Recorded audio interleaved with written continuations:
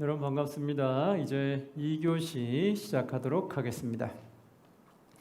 자, 2교시는 어떤 내용일까요? 자, 대하 뼈대잡기랑 대하 1장부터 36장까지의 내용입니다. 그러면 이 대하 말씀은 어떤 내용이라고요? 왕상, 왕하 내용이 다시 한번 남유다 2세들에게, 후손들에게 요약돼서 정리된 거다. 근데 남유다 후손들이 중심이다 보니까 왕상하에 나오는 북이스라엘과 남유다 내용 중에 누구 내용만 나온다? 남유다 내용만 나온다. 대하의 특징이 있다라면 북이스라엘에 대한 내용은 나오지 않는다. 그렇죠? 남유다 중심으로만 쓰여진다. 이게 대하 중심이에요. 그럼 대하에는 이제 솔로몬과 남유다만 나오게 되겠죠. 그럼 한번 뼈대를 잡아볼까요? 대하는 어떻게 됐을까요? 그러면 누가 제일 먼저 나오냐면 왕상에 나오는 솔로몬이 대하에 나오겠죠. 바로 솔로몬이 먼저 나오고 그 다음에 남유다가 등장하게 됩니다. 교재에 보면은 솔로몬이 몇 장부터 몇 장까지 나올까요? 1장부터 9장까지 나온다는 걸 알게 되죠. 박스를 쳐볼게요. 형광색 잡으시고 1장부터 9장까지 1장부터 9장까지 박스 치시고 여기는 누구 내용이 나온다? 솔로몬에 대한 내용이 나온다. 그 다음에 다른 색 또 형광색을 잡으시고요. 이번에는 이제 10장부터 마지막 끝까지 36장까지 박스를 쳐주세요. 10장부터 36장까지 박스를 쳐주시고 여기는 누구 내용만 나온다? 남유다. 남유다 왕들이 나온다.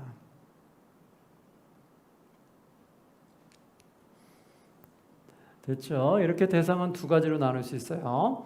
1장부터 9장까지는 솔로몬 내용, 10장부터 마지막 36장까지는 남유다 왕들에 대한 내용이 나온다. 자, 그럼 한번 솔로몬 내용 들어가 보도록 할게요.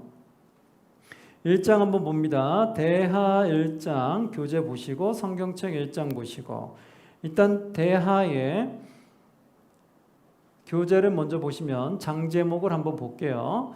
1장에는 어떤 내용이 나와요? 1천 번제들이 내용이 나오고 2장에는 성전 건축 준비하는 내용, 3장에는 성전 건축을 시작하는 내용, 4장에는 성전 기구, 5장에는 성전 법계 봉헌, 6장에는 성전 봉헌 기도, 7장에는 솔로몬 성전 봉헌식, 8장에는 솔로몬 번영, 9장에 솔로몬의 죽음. 이렇게 끝나는 거 알게 되죠. 그럼 여기서 한번 내용 중에 왕상하에 나오지 않는 내용은 무엇이 있을까요? 한번 보도록 할게요. 대하 1장에는 솔로몬의 지혜 1,000번제들이 내용이 나옵니다. 그거는 앞의 내용과 같기 때문에 넘어가도록 할게요. 2장으로 가면 성전 건축을 준비합니다. 이것도 앞의 내용과 같기에 한번 읽어보시면 됩니다. 3장에 보시면 성전 건축 시작하는 내용이 나와요. 근데 성전 건축 시작하는데 대하에만 나오는 내용이 있어요. 특수 내용인데 그게 무엇일까요? 교재에 보시면 나오는데 3장 1절에 뭐라고 나오냐면 솔로몬이 예루살렘 모리아 산에서 여호와의 전 건축하기를 시작하니 그곳은 전에 여호와께서 그의 아버지 다윗에게 나타나신 곳이요 여부스 사람 요르단의 타작마당에 다윗이 정한 곳이다. 이렇게 나오죠. 솔로몬이 예루살렘 어디에서 여호와의 전 건축하기 시작한대요? 모리아 산. 이게 바로 대하에만 나오는 내용이에요. 성경책에 보시면 교재도 한번 보시면 모리아산 여기는 보면은 오르난의 타작마당이라고 나오는데 이렇게 성전 건축한 곳이 모리아산이다라고 내용이 나온 것은 역대하예요. 왕상하에는 성전을 건축했다고만 나오지 성전을 어디에다 건축했다라고 자세히 말은 나오지 않아요. 근데 성전 건축한 게 모리아산이다라고 나온 것은 어디라고요? 그것은 대하 내용이다. 대하를 통해서 우리는 알 수 있었던 거예요. 자, 그러면 4장으로 넘어가면 4장에는 성전 기구들이 쭉 나오는데 특별한 기구 하나가 등장해요. 그게 뭐냐? 바다라고 표현하는 말인데 한번 6절에 보시면 또 물두멍 10개를 만들어 5개는 오른쪽에 두고 5개는 왼쪽에 두어 씻게 하되 번제에 속한 물건을 거기서 씻게 하였으며 그 바다는 제사장들이 씻기 위한 것이더라. 이렇게 나오죠. 그 바다 즉 뭘까요? 한번 보시면 2절에 이렇게 나오죠. 또 놋을 부어 무엇을 만들어요? 바다를 만들었으니 지름이 10규빗이요 그 모양이 둥글며 그 높이는 5규빗이요 주위는 30규빗 길이에 줄을 두루 만하며 이렇게 나오죠. 즉 여기서 바다를 만들으라고 하는 거예요. 그럼 바다가 뭘까? 바다는 뭐냐면 물을 담는 통을 만드는 거예요. 그런데 이 바다, 물을 담는 통에 담는 이 물은 뭐에만 쓰냐? 바다에 담긴 물은 뭐냐? 바다는 제사장들이 씻기 위한 것이다 라고 하죠. 즉 바다는 바로 제사장들이 씻기 위해 모아놓은 물, 그리고 그 모아놓은 물의 통, 그게 바로 바다라고 불린다고 보시면 돼요. 그래서 바다라는 건 한 통을 만드는 건데 그 통 안에 제사장들을 씻기 위한 물이 담겼구나. 그래서 그 바다에 담긴 물은 제사장들이 씻기 위한 거구나 라고 아시면 되죠. 그래서 이 바다는 큰 물 저장고에 담겨있는 그런 물이다 라고 보시면 돼요. 바다는 큰 통과 그 안에 들은 물을 말한다 라고 기억하시면 되겠죠. 5장으로 넘어가면 성전 법계획 봉헌하는 내용이 나옵니다. 그런데 여기서 앞에 대상에서 나왔던 특수한 인물들이 나오죠. 누가 나올까요? 아삽과 헤만과 여두둔. 12절에 보시면 이렇게 나오죠. 노래하는 레위 사람 누가 나와요? 아삽과 헤만과 여두둔과 그의 아들들과 형제들이 다 세마포로 있고 제단 동쪽에 서서 재금과 비파와 수금을 잡고 또 나팔 부는 제사장 120명이 함께 서 있다가 이렇게 나오죠. 노래하는 자 중에 대표자 아삽과 헤만과 여두둔이 등장한다. 그러면 아삽, 헤만, 여두둔은 열왕기 상하, 사무엘 상하에 등장하지 않고 어디에 등장한다는 거 알 수 있어요? 역대 상하에 등장하는 인물들이었구나라는 걸 알게 되죠. 그래서 우리가 설교 말씀을 듣다가 아삽과 헤만과 여두둔이 나왔다. 그러면 그건 대상하 내용을 가지고 지금 말씀하시는 거구나라는 걸 우리는 알 수 있겠죠. 자, 그리고 6장으로 가면 6장에 성전 봉헌 기도가 있고 7장에는 솔로몬 성전 봉헌식이 있어요. 그런데 7장에 1절부터 3절 내용은 대하에만 나오는 내용이에요. 어떤 내용이냐? 제가 한번 읽어볼게요. 7장 1, 2, 3절 솔로몬이 기도를 마침에 불이 하늘에서부터 내려와서 그 번제물과 제물들을 사르고 여호와의 영광이 그 성전에 가득하니 여호와의 영광이 여호와의 전에 가득하므로 제사장들이 여호와의 전에 능히 들어가지 못하였고 이스라엘 모든 자손은 불이 내리는 것과 여호와의 영광이 성전 위에 있는 것을 보고 돌을 깐 땅에 엎드려 경배하며 여호와께 감사하여 이르되 선하시도다 그 인자심이 영원하도다 하니라. 불이 하늘에서 내려왔다. 이 내용은 대하에만 나오는 내용이죠. 잘 참고하시고요. 8장으로 가면 솔로몬의 번영 내용이 쭉 나옵니다. 그리고 9장으로 가면 솔로몬의 죽임에 대한 이야기가 나옵니다. 솔로몬이 어떻게 이제 생을 마감하는지에 대한 내용이 나오죠. 그리고 앞에 보았던 스바 여왕이 방문한 거, 이것도 앞전에 있었던 내용이니까 한번 보시면 될 것 같습니다. 자, 이렇게 해서 솔로몬 내용은 간단하게 이렇게 끝나게 돼요. 그리고 나서 이제 10장부터는 이제 북이스라엘 남유다로 분열이 되면서 남유다 왕들만 쭉 나열해서 나오게 되는 게 나요. 한번 10장에 볼게요. 10장에 누가 등장할까요? 솔로몬의 아들 르흐보암이 등장한다 라는 거 알게 되겠죠. 르흐보암이 등장하면서 이제 남북이 분열된 것을 알게 됩니다. 그리고 북이스라엘은 나오지 않고 남유다 위주로 나온다고 했죠. 그러면 11장으로 넘어가면 11장에도 르호보암이 나오면서 5절부터 23절까지 내용은 여기서 대하에만 나오는 내용입니다. 나중에 표시하셨다가 한번 쭉 읽어보세요. 어떤 내용일까 한번 읽어보시면 르호보암의 내용 중에 열왕기 상하에 나오지 않은 내용이 나온다. 5절부터 23절까지 내용이 나와요. 그 중에 약간 특이한 것이 하나 나오면 여로보암이 살짝 등장하는데 열왕기 상하에서는 여로보암이 송아지 우상을 만들었다고 나와요. 그런데 여기서는 어떻게 나오냐? 15절에 보면 수렴소 우상도 등장하게 됩니다. 15절 여로보암이 여러 산당과 수렴소 우상과 자기가 만든 송아지 우상을 위하여 친히 제사장들을 세웠다 이렇게 나오죠. 거기에 수렴소 우상도 만들었다. 이 내용은 대하에만 나옵니다. 이거 참고하시면 되겠고요. 그리고 르호보암의 가족에 대한 내용도 대하에만 등장하게 되는데 다윗의 손녀 마할락과 압살롬의 딸 마하가 그리고 그 외에 아내가 17명, 첩이 60명, 아들이 28명, 딸이 60명이더라. 이 내용은 대하에만 등장합니다. 그래서 르호보암의 가족에 대한 내용은 이런 자세한 내용은 대하에만 나온다라고 아시면 되겠죠. 12장 가면 르호보암에 대한 내용이 또 나오게 되고요. 그리고 13장도 아비야 왕으로 이어지면서 아비야 왕에 대한 내용이 나오게 돼요. 근데 아비야 왕에 대해서 조금 다른 점이 있다라면 뭐냐면 교재에 써드렸는데요. 대하에는 왕상에서는 아비야 왕이 악한 왕으로 등장합니다. 그런데 대하에는 아비야 왕을 선한 왕으로 이렇게 표기를 하게 돼요. 그게 차이점이 있어요. 그러면 어떻게 아비야를 선한 왕으로 표현을 했는지는 여러분들이 한번 쭉 읽어보시면 될 것 같습니다. 14장으로 넘어가면 14장에는 아사 왕이 등장하게 돼요. 근데 아사 왕 때 이 내용은 대하에만 있게 되는데 9절부터 15절까지 내용입니다. 교재에다가 표시해놨다가 한번 잘 보세요.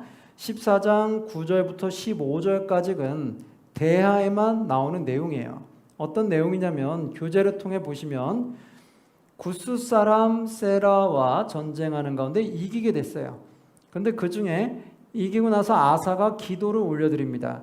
뭐라고 할까요? 한번 보시면 11절 한번 볼게요. 9절에서 11절 한번 볼까요? 구스 사람 세라가 그들을 치려하여 군사 100만 명과 병거 300대를 거느리고 마레사 이름에 아사가 마주 나가서 마레사의 스바데 골짜기에 전열을 갖추고 아사가 그의 하나님 여호와께 부르짖어 이르되 아사가 여호와께 부르짖었어요. 뭐라고 부르짖었냐? 여호와여 힘이 강한 자와 약한 자 사이에는 주밖에 도와주리가 없사오니 우리 하나님 여호와여 우리를 도우소서. 우리가 주를 의지하오며 주의 이름을 의탁하옵고 이 많은 무리를 치러 왔나이다. 여호와여 주는 우리 하나님이시오니 원하건대 사람이 주를 이기지 못하게 하옵소서 하였더라.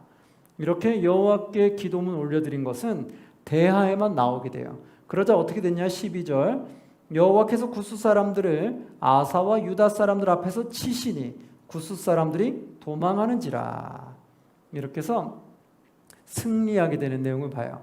그래서 이 아사 왕이 하나님의 능력을 의지하고 하나님께 기도로 간구함으로 인해서 하나님이 도와주셔서 결국 승리하게 됐던 내용, 이 내용은 바로 대하에만 나온다라고 아시면 될 것 같아요. 15장으로 가면 이제 14장, 15장, 16장은 아사 왕에 대한 내용인데요. 15장에도 특별한 내용 하나가 들어와요. 뭘까요? 15장 1절부터 7절까지 내용인데 이것은 또 대하에만 등장해요. 오뎃의 아들 아사랴의 말이 등장하게 되는 거예요. 한번 15장 1, 2절 보시면 하나님의 영이 오뎃의 아들 아사랴에게 임하시매 그가 나가서 아사를 맞아 이르되 아사와 및 유다와 베냐민의 무리들아 내 말을 들으라.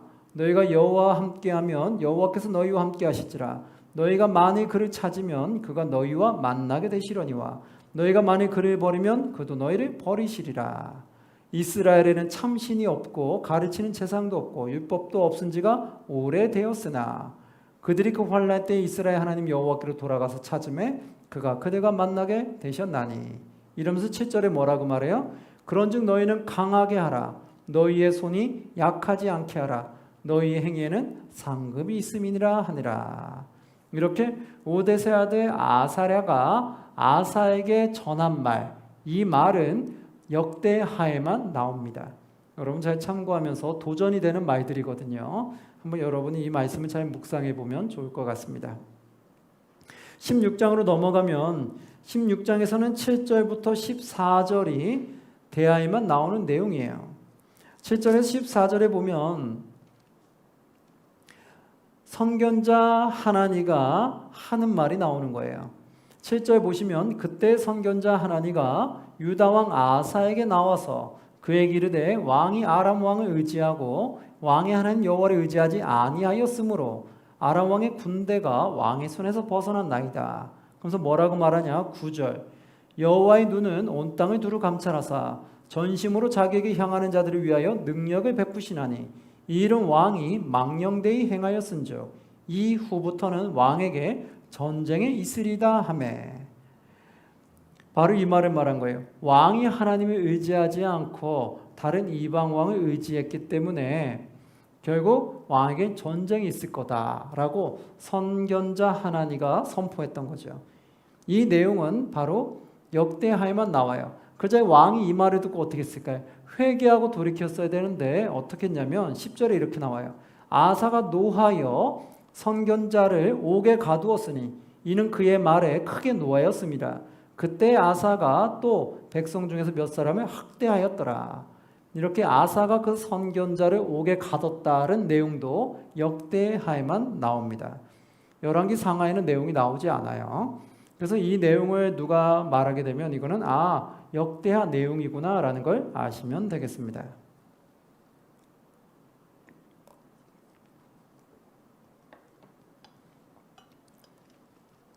그리고 11절 12절에 보면 결국은 아사가 어떻게 됐을까요? 결국 이렇게 악을 행하는 아사는 12절에 보니까 아사가 왕이 된 지 39년에 그의 발이 병들어 매우 위독했으나 병이 있을 때 그가 여호와께 구하지 아니하고 의원들에게 구하였더라. 그래서 결국 아사가 왕이 있은 지 41년 후에 죽어 그의 조상들과 함께 누움에 결국 발에 병이 들어서 결국 죽음을 당하게 되는 것을 보게 되죠. 그래서 7절부터 14절까지는 대하에만 나오는 내용이다. 기억하시면 되고요. 17장으로 넘어가면 거기서는 여호사밧 내용이 나옵니다. 여호사밧 내용이 17장부터 20장까지 등장하게 되는데 여호사밧 내용 중에 대하에만 나오는 내용이 무엇이냐라면 교재를 통해도 한번 보시면 3년의 율법을 순행했다라는 것을 알게 돼요. 그 말은 뭐냐면 7절 9절을 한번 보시면 7절에 이렇게 나오죠. 그가 왕이 있은 지 3년에 그의 방백들 베나엘과 오바댜와 스가랴와 느다넬가 쭉 나오면서 그들을 보내서 어떻게 했느냐? 유다 여러 성읍에 가서 가르치게 했다라고 나오죠. 그리고 9절에 보니까 그들이 여호와의 율법책을 가지고 유다에서 가르치되 그 모든 유다 성읍들로 두루 다니며 백성들을 가르쳤더라. 이렇게 여호사밧 3년째에 이렇게 율법책을 가지고 유다를 쭉 두루 다니면서 말씀을 가르쳤다는 이 내용은 역대하에만 나옵니다. 참고하시고요. 18장으로 가면 아합과 동맹했던 내용들이 나오는데 이건 앞에 나온 내용이니까 넘어갑니다. 19장으로 가시면 19장에 또 2차로 율법을 순행했던 내용들이 나와요. 1절부터 11절까지 특수 내용인데요. 대하에만 나오는 내용인데 보시면 19장 1, 2절에 유다왕 여호사밧이 평안히 예루살렘에 돌아와서 그의 궁전으로 들어가니라. 하나니의 아들 선견자 예후가 나가서 예후가 하는 말이 나오죠. 여호사밧 왕을 맞이하여 이르되 왕이 악한 자를 돕고 여호와를 미워하는 자들을 사랑하는 것이 옳으니까 그러므로 여호와께로부터 진노하심이 왕에게 임하리이다. 이렇게 선포했던 것이 여기에만 나옵니다. 그 나머지 내용도 보시면 한번 쭉 읽어보시면 알겠고요. 20장으로 넘어가면 20장에서 여호사밧이 하나님께 기도하는 내용들이 나와요. 1절부터 37절까지 다 특수 내용에 들어가게 되는데요. 여기서 그러면 뭐라고 말하느냐? 이 여호사밧의 기도를 보시면 모압과 암몬과 마온과의 전쟁이 있어요. 20장 1절 보면 이렇게 나오죠. 그 후에 모압 자손과 암몬 자손들이 마온 사람들과 함께 와서 여호사밧을 치고자 한지라. 여호사밧을 치고자 했죠. 그러자 여호사밧이 하나님을 붙잡고 기도하게 되는 것을 보게 돼요. 이방 나라를 찾는 것이 아니라 하나님을 찾는 내용이 나오게 되죠. 한번 보시면 쭉 내용 중에 12절에 보면은 이런 중요한 말이 나오죠. 우리 하나님이여 그들을 징벌하지 아니하시나이까. 우리를 치러 오는 이 큰 무리를 우리가 대적할 능력이 없고 어떻게 할 줄도 알지 못하옵고 오직 주만 바라보나이다 하고, 이러면서 하나님께 부르짖는 내용이 나와요. 그리고 야하시엘이 했던 말도 나와요. 14절 여호와의 영이 회중 가운데서 레위 사람 야하시엘에게 임하셨으니, 그러면서 그 15절에 야하시엘이 이르되, 야하시엘이 또 선포한 말이 등장합니다.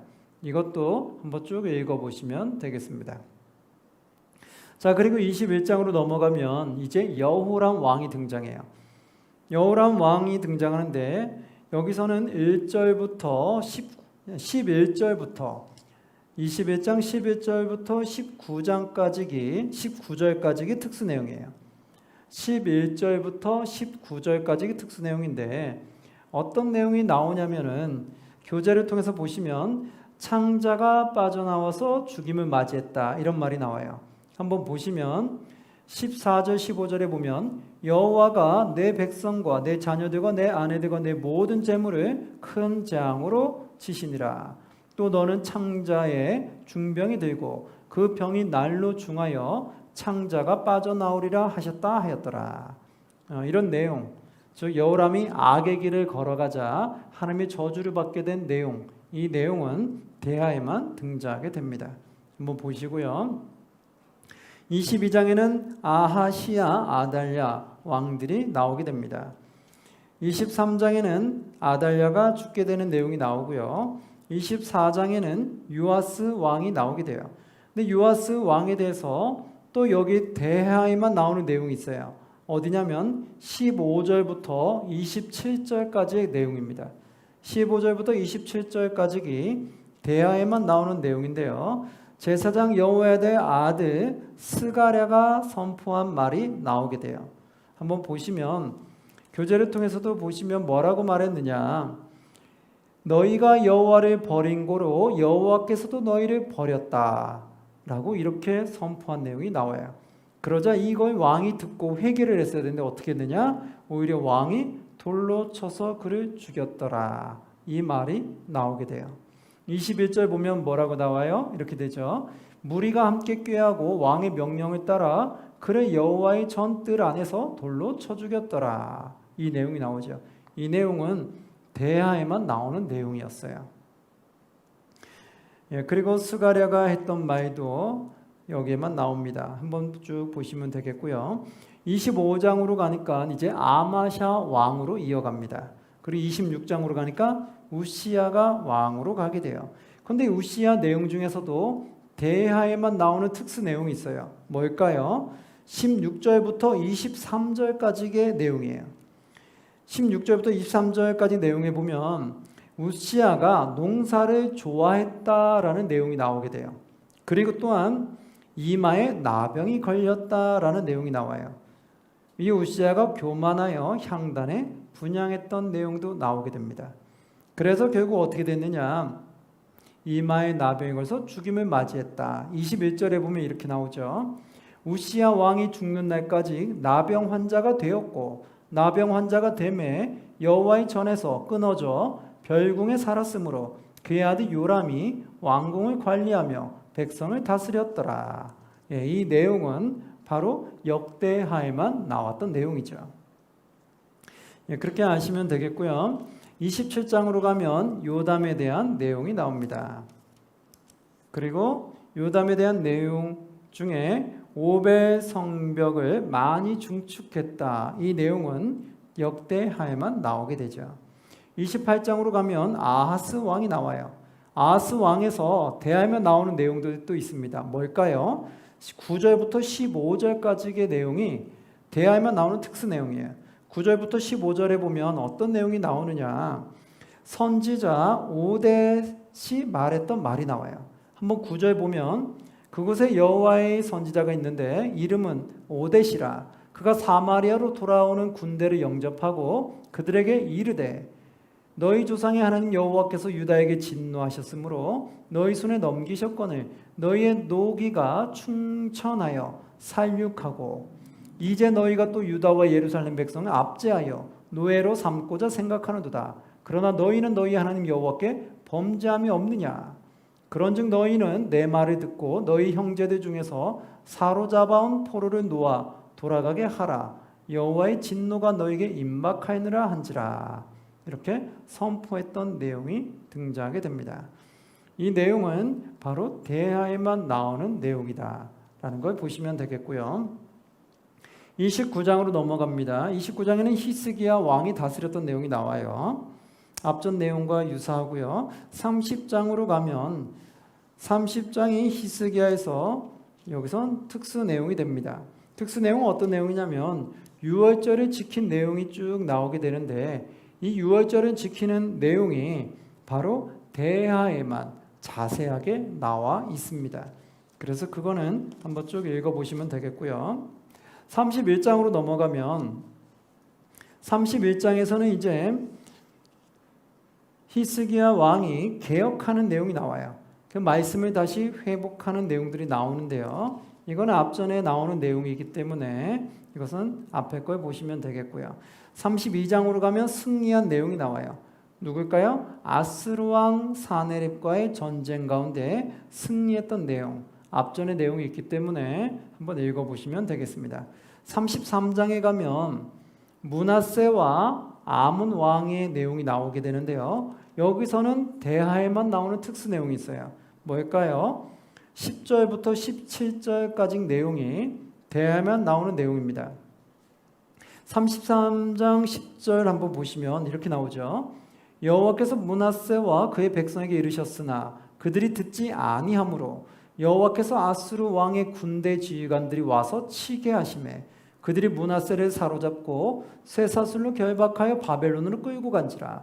므낫세 왕이 아수르 왕을 통해서 바벨론으로 한번 끌려간 적이 있다는 거예요. 이거는 대하에만 나오는 거예요. 근데 끌려갔다가 어떻게 했느냐? 풀어놨어요. 한번 보시면 12절에 그가 환난을 당하여 그의 하나님 여호와께 간구하고 바벨론으로 끌려갔다가 여호와께 간구했어요.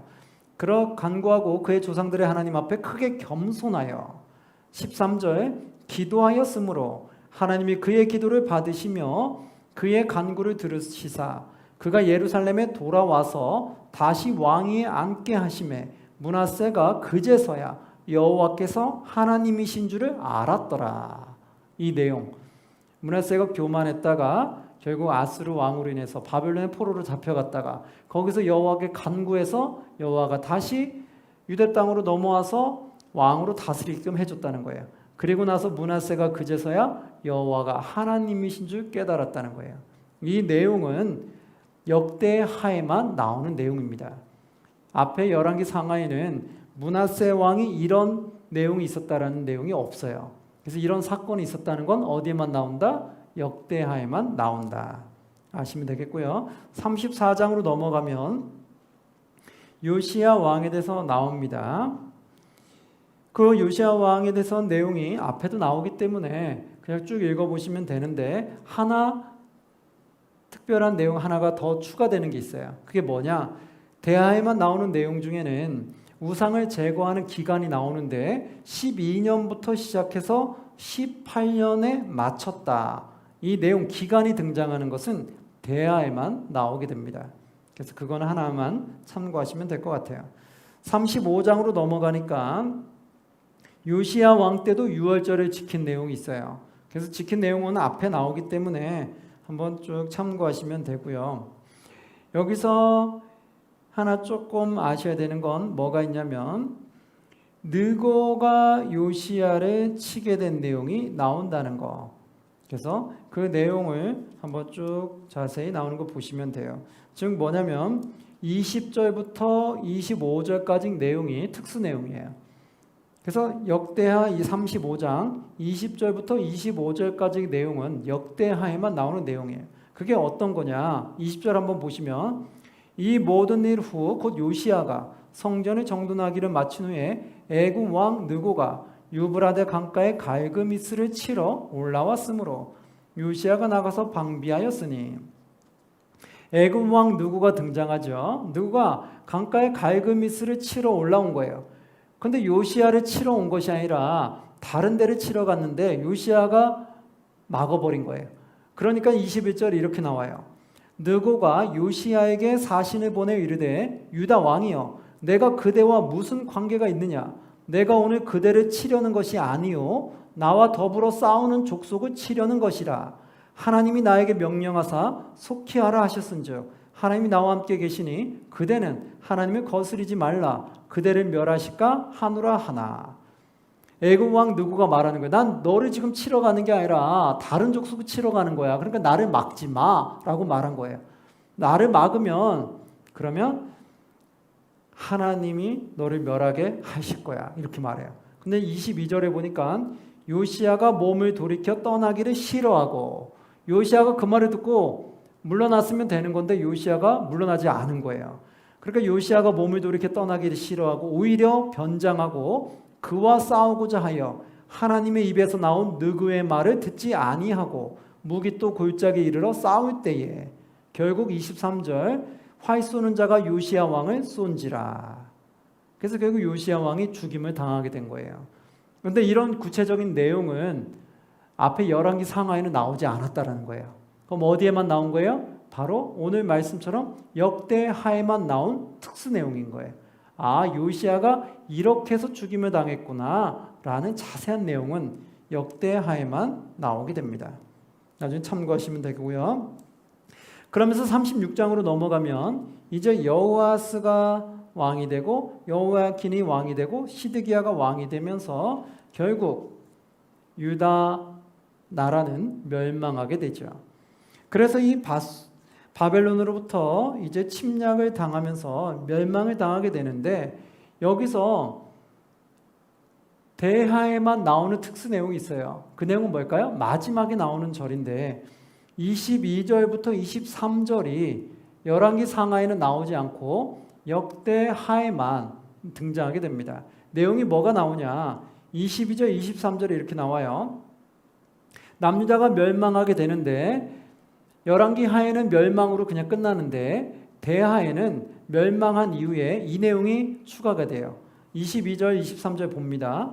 바사의 고레스 왕 원년에 여호와께서 예레미야의 입으로 하신 말씀을 이루시려고 여호와께서 바사의 고레스 왕의 마음을 감동시킴에 그가 온 나라에 공포다고 주소내려 이르되 바사 왕 고레스가 이같이 말하노니 하늘의 신 여호와께서 세상 만국을 내게 주셨고 나에게 명령하여 유다 예루살렘의 성전을 건축하라 하셨나니 너희 중에 그의 백성된 자는 다 올라갈지어다. 너희 하나님 여호와께서 함께 하시기를 원하노라 하였더라. 이 말이 추가가 돼요. 그 말은 뭘까요?